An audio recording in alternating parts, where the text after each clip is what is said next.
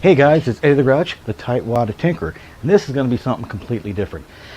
During my last couple of videos, I noticed my voice has been kind of muffled, and maybe you've noticed it too, but the problem I have with my voice is I've got big sinus problems, and I speak with a lot of chest voice, so I feel more than I hear my voice. Now that happens with everybody to a greater or lesser extent, but to me it's kind of high. So actually that's what explains why your voice sounds tinny and crappy after it's been recorded around an answering machine. You know, you don't sound like yourself. Well, because you're hearing yourself differently. You're only hearing yourself through the ears when you play back a recording, but when you're speaking, you've got the vibrations, you've got all the cavities and things and all that vibrating and moving through you, and it makes you sound full. But back to the video thing. So I'm having to do a lot of post-processing on the audio because to me, it just doesn't sound clear. It sounds muffled. So rather than sounding tinny and high pitched to myself, it sounds just miserable. This video is to cover two things. One's a tip, and another one I'm asking for some feedback. I'm using this crappy little pile, that cheap one you find on Amazon. That is the PDW M96, and I'll throw the thing up on the picture. And it's like a $20-$30 wireless microphone. I can't afford a Rode or anything like that, and frankly, yeah, I don't like you guys that much. So I've been using this, and I'm going to have to be using it more often because I did get a wide-angle lens for the camera. And in order to put the wide-angle lens on and not have all the, that dark circles around the outside, I got an oversized lens so all the video just shoots right through the glass. But that's going to cover up the microphone ports on the microphone. It's on the microphone. It's going to cover the microphone ports on the camera. So I've been trying to get this microphone to behave a little bit better.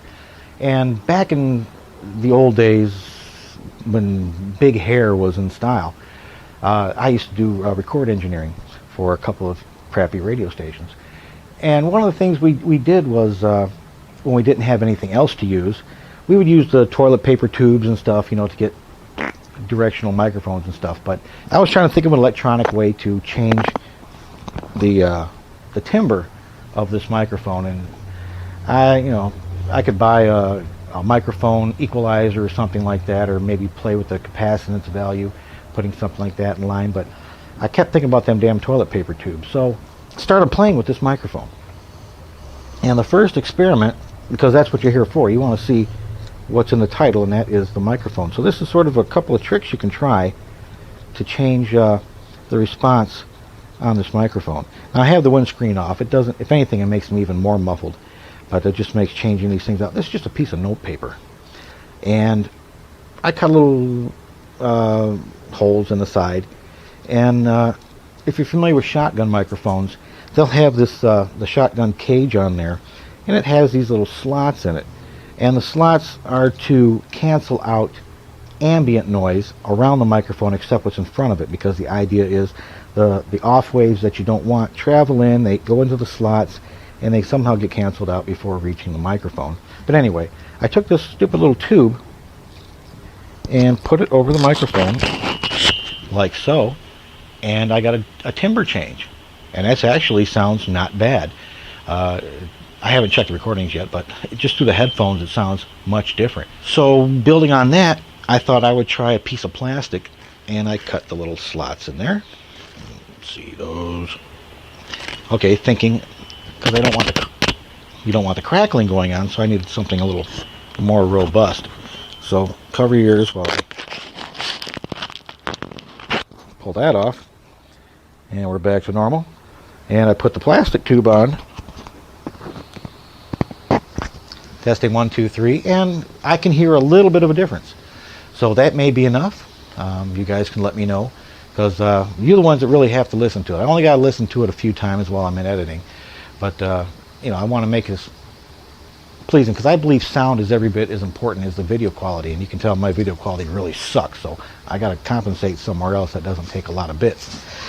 Anyway, this was some kind of improvement, but I still hear a little muffleness, a little sideband, if you're familiar with two-way radio stuff. I wanted to combine the paper and the tube, so what can I do with that? Let me pull this off again. Okay, I want to put the paper back on, but I'm putting the paper on the inside so it doesn't get brushed around and crinkly. And I do that. And all it is, rolled up little, I put that back in there. Now I'm getting feedback because now I've got a lot more treble. I'm sorry for that. Let me take the gain down a little bit. Testing 1, 2, 3, 4. Okay, I changed the gain down so I'm not getting feedback through the headphones. These are open ear headphones with the foam. Notice the brand? Grado. Ooh, good shit.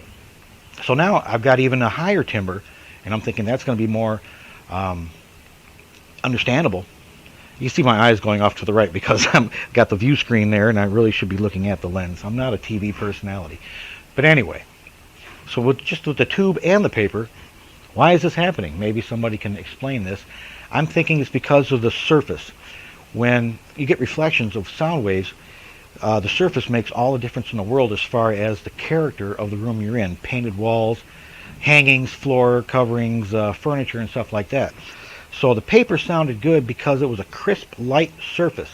And just in case you want to know, the microphones are made the same way. Are really good, like electrostatic microphones and such, use wafer thin little diaphragms because they capture the sound better. Well, reflective-wise, since it is a tight, light material and smooth, it tends to focus and maybe amplify the higher frequency ranges. I don't know. I could be talking out my ass, which I do a lot. But the plastic by itself kind of helped. Hard surface. It helped direct the vocal energy. But the paper acting as like a little reflective diaphragm in there seems to help it even more. Stupid, I know. But hey, it's a piece of PVC pipe. Actually, it's CPVC. But this is what I have lying around. This is a piece of 1/2 inch. And the microphone body itself is 13 millimeters, so just took a little bit of boring there. And when I put it on, I do not cover up.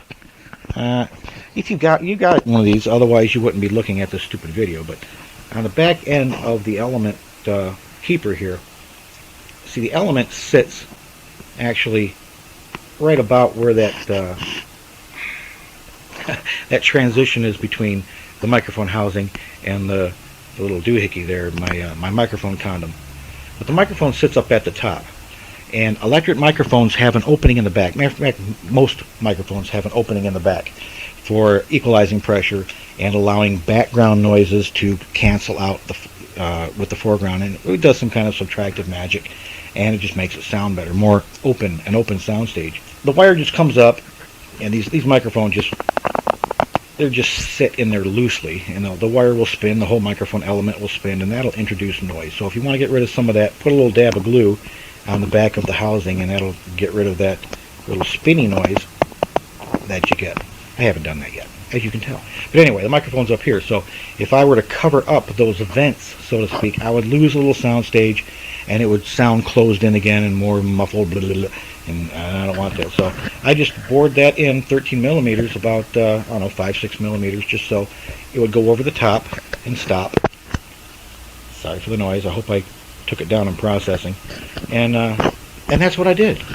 And I would love to offer you more tips for something like this, but frankly, I think I'm going to be happy where I'm at, so I'm not going to be messing with it much anymore. This was just a quickie to pass some time while I was trying to think of how to complete my next project.